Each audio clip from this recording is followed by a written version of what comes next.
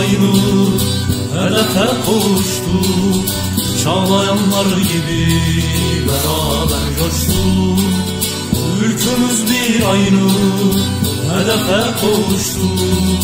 Çağlayanlar gibi beraber coştuk. Kızıl elma için dağları aştık. Sil gözyaşlarını Doğu Türkistan. Kızıl elma için dağları aştık.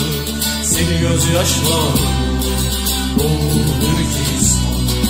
Doğu Türkistan.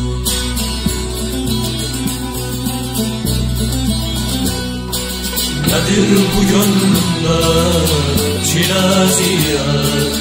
Desem ki bu zafer yakındır, sabret. Bizimdir Türkistan, bizimdir elbet. Sil gözyaşlarını Doğu Türkistan, Doğu Türkistan.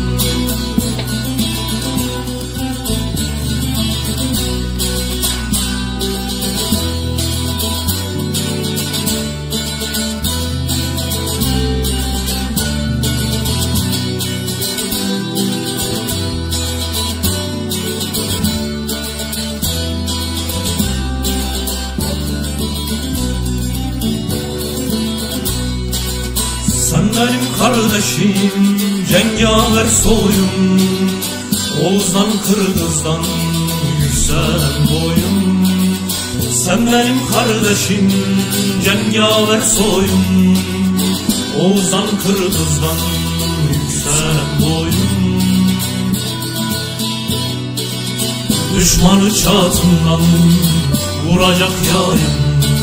Sil gözyaşlarını Doğu Türkistan. Düşmanı çatından vuracak yayım.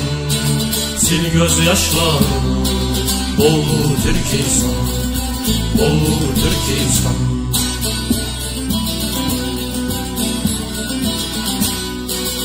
Sanma ki bu vatan kalmaz namerde. Bir sana yanar, bir ana yurda. Bütün millet çakal olmuş bozkurda. Sil gözyaşlarını Doğu Türkistan, Doğu Türkistan.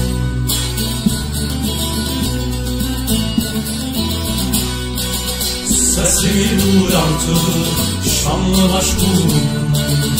Aşağı kadar varsın, yücelsin kulum.